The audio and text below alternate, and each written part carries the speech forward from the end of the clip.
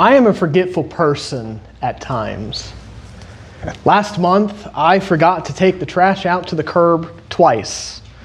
Now, this was not malicious. This was not mean. I wasn't trying to get back at anybody on it. I just forgot, especially because we have to leave very early on Friday mornings, and that's our trash day.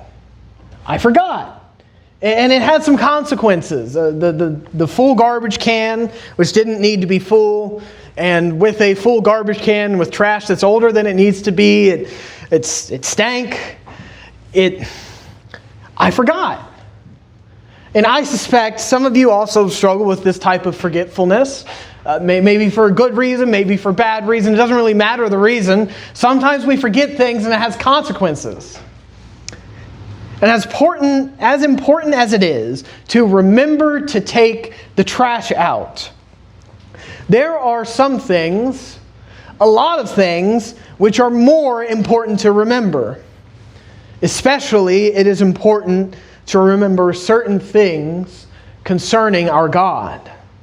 This has been consistent for God's people throughout history. We must actively seek to remember certain spiritual things, as forgetting them would be bad for us.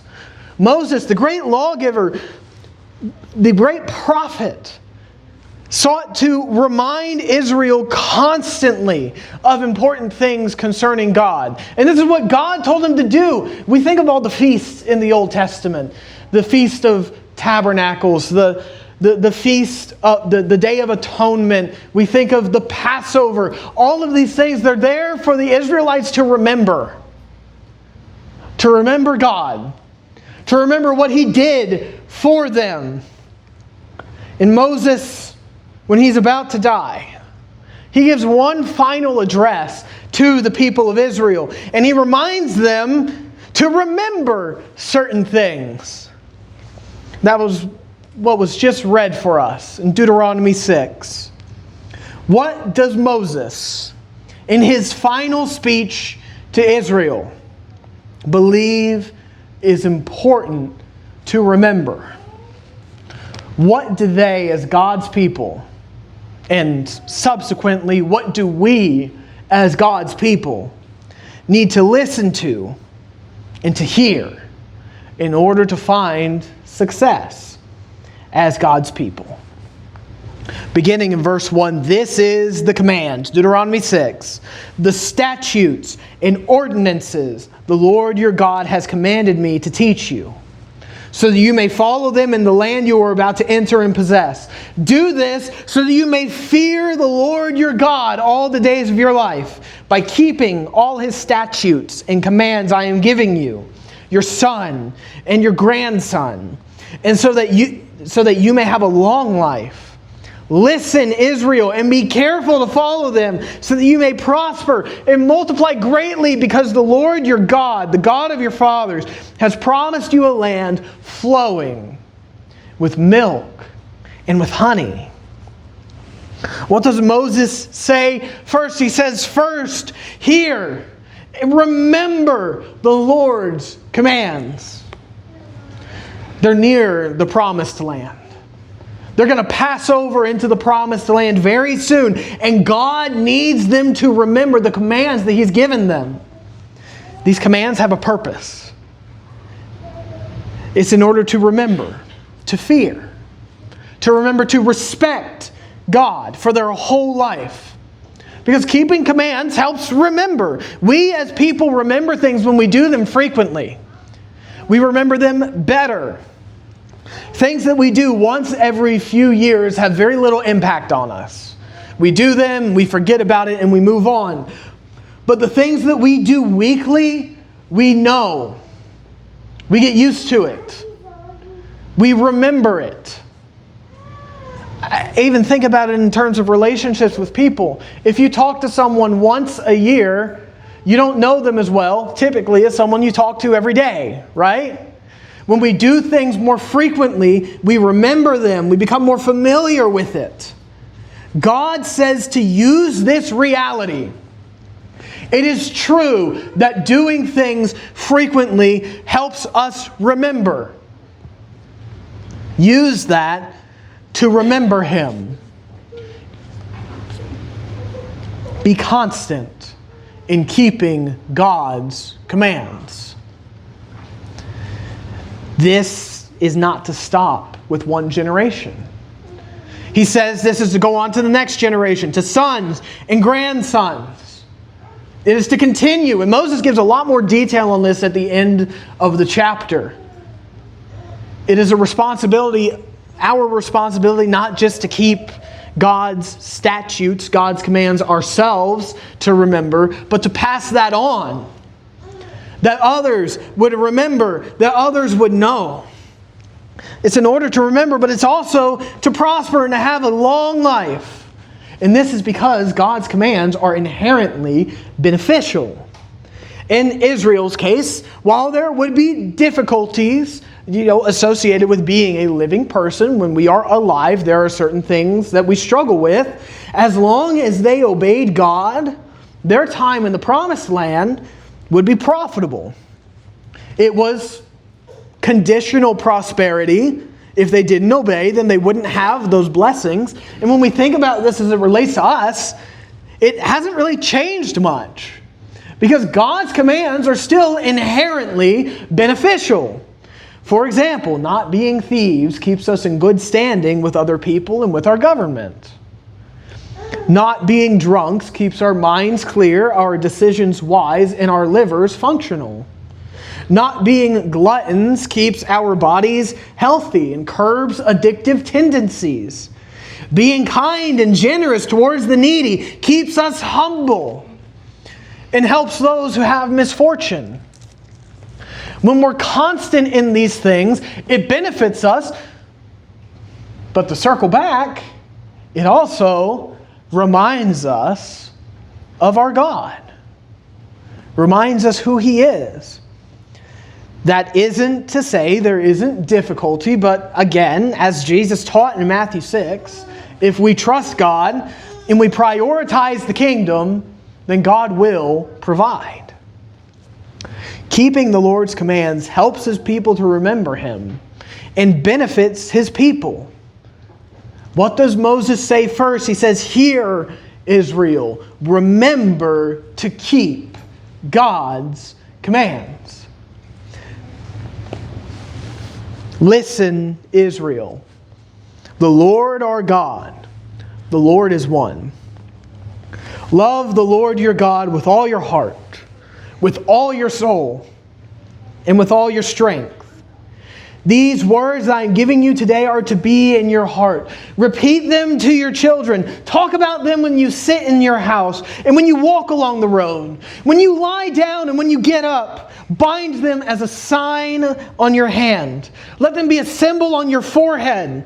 Write them on the doorpost of your house and on your city gates. What does Moses say second? He says, "Hear, Israel, to remember and to love the Lord." This is the greatest command. Above all other commands, God's people must remember Him and love Him. The Lord alone is worthy of such honor. The Lord alone is worthy of this devotion because He alone is the one true God. He's not one among many. He's not a member of a group of gods. There is only one true God. The Lord our God, the Lord is one. In view of this truth, Moses says, remember to love Him.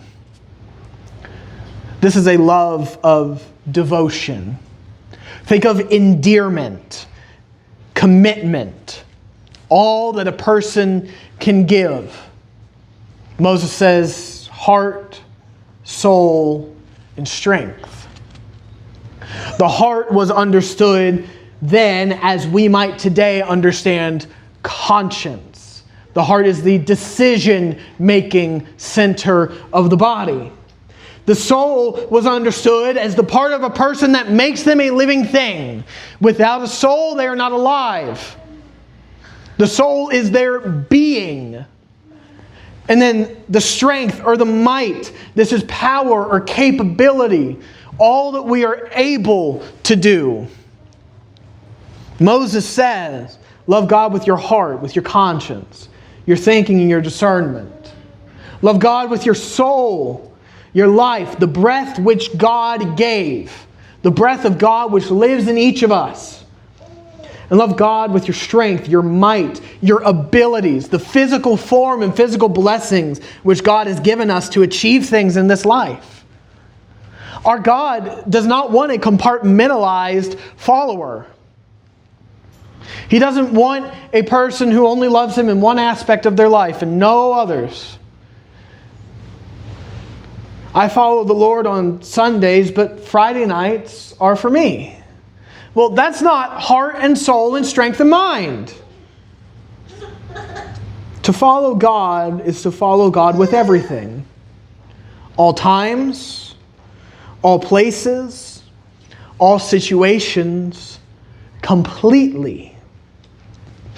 Love Him and remember Him. We have this repetition come up again. Repetition is a very powerful form of remembrance. Specifically, repeating words. There are a few verses that we have repeated so much in our minds that if I started to say them, you could finish them quite easily. I think of John 3:16. I think of Romans 3:23. Even Deuteronomy 6:4 and 5. Repetition is remembrance. In order to remember that the Lord is one, and in order to be devoted to Him fully, Moses tells the Israelites to be constant in their remembering. He says, repeat it to your children. Tell it again and again. He says, talk about it while you're sitting in the house, walking on the road, lying down, and getting up. If we were to take the time to break all of that down, we would see that that is the entirety of the day. We are always doing one of those things. Constant and frequently, we are to remember God. And He even says to physically attach it to your head. To write it on entrances and exits. And this was, for them, this was literal. In the New Testament, we hear Jesus talk about the Pharisees and their phylacteries. They would enlarge their phylacteries. They would write a verse, typically from Deuteronomy 6, the Lord our God, the Lord is one, on the doorpost of their house. There are even some places where the Jews will still do this, and they will touch it as they walk in. This was literal to them. They understood it that way. This constant repetition would, if done correctly, remind and ingrain the Lord into their generation and the generation to come. One struggles to forget that which they are reminded of constantly throughout their day. And you might notice, constantly throughout their day is more than just Sunday. It's more than just one day. That's every day. We would do well to remember these things, to be repetitive in our remembrance. Place constant reminders in our lives about God, about who He is, about what our commitment is to Him. I know a man up in Montgomery. His name is Colt. He will take his children on a walk nearly every day. And during this walk, or they'll ride their bike or something along those lines, they will recite Scripture together. He'll start them with something like, listen, hear, O Israel, the Lord our God is one God, and then He'll let them take over and they'll quote the rest of it. They're doing it constantly. And his children, I believe his oldest is 6 years old. I've heard them do it. It's incredible how much they remember. Repetition is remembrance. It ingrains it into their lives. It is easier to serve the Lord as we ought.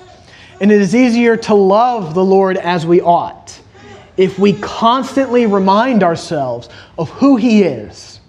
and what He has done for us. That is a daily response. Not a weekly one, not a monthly one, not a quarterly one. That is a daily response. Repetition and remembering. Moses says, number 1, remember the commands which God has given. Moses says, number 2, remember who God is and remember to love Him. And number 3, Moses says, remember the Lord's blessings and the Lord's promise. Beginning in verse 10, it's written, when the Lord your God brings you into the land He swore to your fathers, Abraham and Isaac and Jacob, that He would give you, a land with large and beautiful cities that you did not build, houses full of every good thing that you did not fill them with, cisterns that you did not dig, vineyards and olive groves that you did not plant. And when you eat and are satisfied, be careful not to forget the Lord who brought you out of the land of Egypt, out of the place of slavery. Fear the Lord your God. Worship Him. Take your oaths in His name. Do not follow other gods, the gods of the peoples around you. For the Lord your God, who is among you, is a jealous God. Otherwise, the Lord your God will become angry with you and obliterate you from the face of the earth. Do not test the Lord your God as you tested Him at Massah. Carefully observe the commands of the Lord your God, the decrees and the statutes He has commanded you. Do what is right and good in the Lord's sight, so that you may prosper, and so that you may enter and possess the good land the Lord your God swore to give your fathers, by driving out your enemies before you, as the Lord has said. As Israel stands on the edge of the promised land, their lives are about to change completely. They've been in the wilderness. This generation which Moses is speaking to has only ever known the wilderness. They will conquer. They will overthrow. And then they will be able to rest. And when their lives change in this way, they will be blessed. God's going to give them many wonderful blessings in this land. He's going to give them cities and houses that are ready to be lived in. He's going to give them cisterns and wells ready to draw out water, ready to store water. They're going to get plants and produce, grapes and olives, established, ready to be cultivated, ready to be harvested. They're going to have everything that they need to be satisfied. All these blessings, all these gifts from God are wonderful. But God knows, and Moses knew, that time breeds complacency. As they live in this land, they would get used to it. They would grow and become threatened by complacency. God provided for them. God gave them the land. God brought them out of their slavery, and they could very easily forget that. They could forget what God had done for them, because forgetting is easy. Remembering takes work. It's an active process. The promised land would be the culmination of generations of blessings. Forgetting these blessings would risk their stay in the land. It is easy to forget what God has done for us. If we don't remind ourselves, it just becomes commonplace. We have a song which encapsulates this pretty well. It's "Count Your Blessings." Count your many blessings one by one, and it will surprise you what the Lord has done. Don't forget God's blessings. And you know what? I went to the funeral yesterday for Brother Lewis.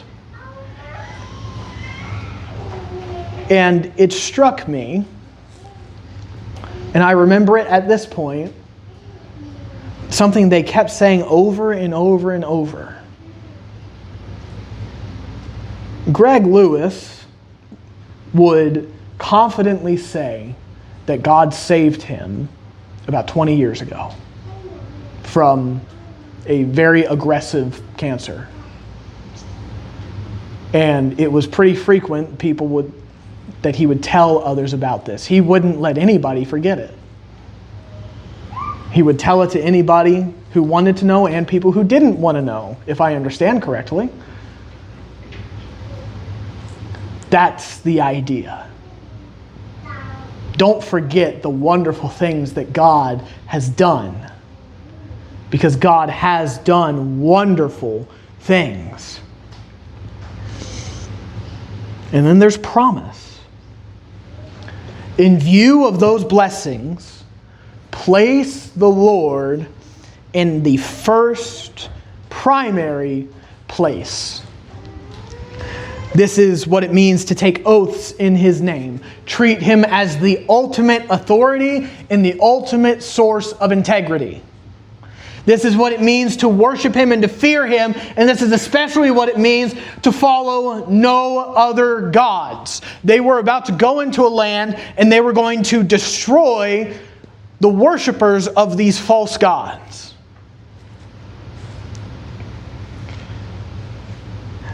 And yet, there was a risk that they would take on these false gods.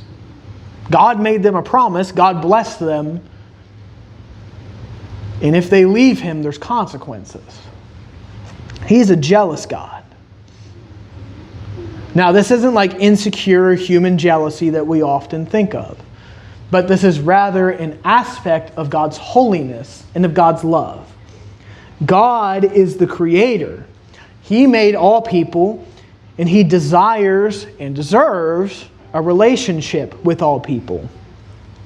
In view of this, He refuses to share His people with false gods. This would violate His holiness. This would violate His righteousness. This would violate His nature. God's jealousy is inherently protective. To permit the worship of false gods was to permit some terrible things. It was to permit rampant prostitution, violence, and self-harm, and to permit things like child sacrifice. God does not want His people going after such things. God's jealousy comes from love. He does not want His people to do such terrible things. One who loves another will try to prevent them from doing harmful things. The Lord's jealousy is tied to Him eagerly striving towards His goal. God has a plan. God has a goal of redemption for people. He wants His people to be a part of that plan. But they can't be a part of that plan, and they can't receive the good of that plan if they follow false gods. They're to remember God's promises. And leaving God comes with a promise of obliteration, a promise of destruction. After He has shown His people all these blessings, after He's shown them the goal, after He has brought them into this land, after He has helped them all along the way, leaving Him brings anger. Forsaking commitment to God, leaving commitment to God, abandoning commitment to God brings anger. This is a promise that He wants us to remember. Instead of abandoning Him, do what is right. Obey the commands. Remember God. Remember His blessings. Consistent commitment brings with it a different promise. A promise of continued blessing, prospering, and succeeding in the promised land, receiving the protection and the blessings of the promises that God made to their fathers. God is faithful to His promises, and that includes the conditions of His promises. God is faithful to the quote-unquote good of His promises, He is also faithful to the consequences of not following through. He still offers us great blessings. He still offers us life. And yet, if we betray the Lord and we leave Him, the promise of punishment remains. We must not forget what God has done. We must not forget, because if we forget, we run risk. If we become complacent, we may leave the good promises of God. So what does Moses say? Moses says, "Hear, Israel, remember God's commands." He says, remember who God is and remember to love Him. He says to remember the blessings and the promises that God has made. Then number 4, God says, Moses says, "Hear, O Israel, remind your children of the Lord." Verse 20, when your son asks you in the future, "What is the meaning of the decrees, statutes, and ordinances that the Lord our God has commanded you?" Tell him, "We were slaves of Pharaoh in Egypt. But the Lord brought us out of Egypt with a strong hand. Before our eyes, the Lord inflicted great and devastating signs and wonders on Egypt, on Pharaoh, and on all his household. But He brought us from there in order to lead us in and to give us a land that He swore to our fathers. The Lord commanded us to follow all these statutes and to fear the Lord our God for our prosperity always and for our preservation as it is today. Righteousness will be ours if we are careful to follow every one of these commands before the Lord our God, as He has commanded us." Remembering God is a top priority. If we forget God, if we forget who He is, if we forget the life that He has taught us to live, if we forget the blessings that He has given us, we are sure, we are bound to fall. It's necessary to remember. And it is necessary to pass those memories on. Why did the Lord command these things? Why do we do these things? That's not a hypothetical situation, right? How often do children ask why? It's pretty constant. Moses isn't speaking figuratively. And when this happens, Moses says, "You'll understand when you're older," right? Just wait, when you turn about 13, you'll be able to understand all this, and then we'll sit down and we'll have a powwow and we'll figure it out. Is that what Moses says? What does Moses say?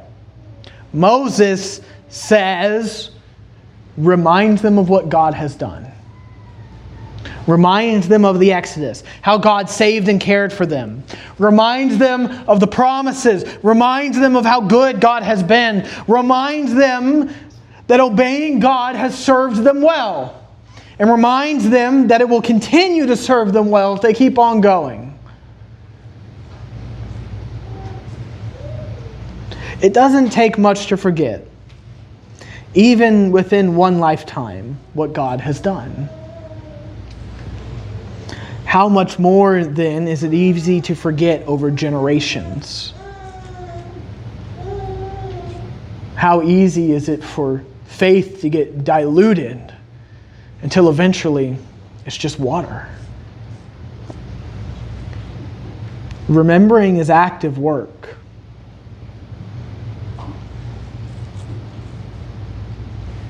It's active for us to remember.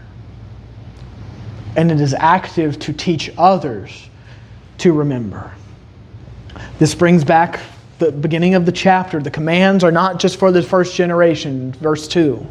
They are for those to come, those who had yet to even be born.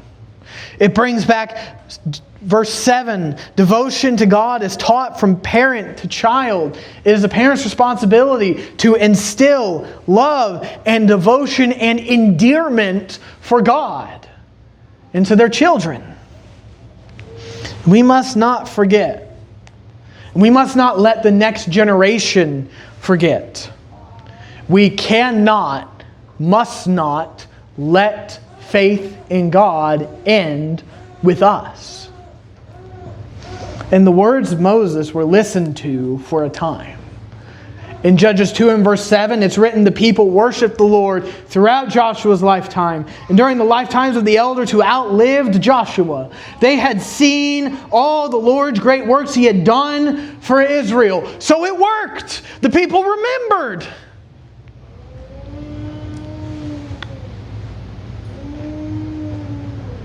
But the story changes just a few verses later. In Judges 2 and verse 10, that whole generation was also gathered to their ancestors. After them, another generation rose up who did not know the Lord or the works He had done for Israel.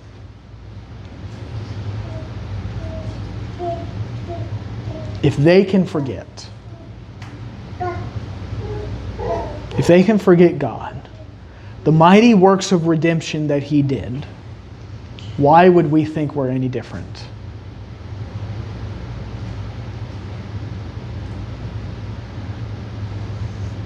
What do you remind yourself of every day? You remind yourself of sports scores and politics, of stock prices, what time our favorite TV show comes on? Or do we remind ourselves of God, who He is, and what He has done? Hear, listen, and obey, and it will go well. Remember God's blessings. Trust in Him. Constantly remind yourself and those around you. Be frequent in your love and your commitment to God. Laziness and remembrance leads to forgetting. Forgetting leads to complacency. Do not grow complacent, because complacency leads to disobedience. And disobedience leads to judgment. Remembering is an active choice. I don't know exactly what it looks like for you. Maybe it's reciting passages or reading daily. Maybe it's listening to Scripture while you drive. I think it's so wonderful that we have these audio Bibles that we can just turn on and they'll go. Maybe it's writing out passages. I don't know, for some of us that may feel too much like a school punishment. Whatever it looks like, we have to choose to do it. If we don't choose to remember, we're certain to forget. Have you been listening? And have you been remembering? Remembering God. Remembering His commands, remembering His blessings, remembering His promises. If not, there's no better time to start than now. Implement practices. Implement habits. Active efforts through which you and others can remember God. And remember to remind others around you about God. About His goodness. About His promises. And if you're not a child of God, there's no better time to become His than now.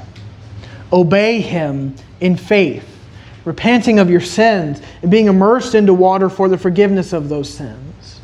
In doing so, you would become an heir to the promises that He has made to all of His children. And from that point, continue to remember. If there's any need, please come as we stand and as we sing.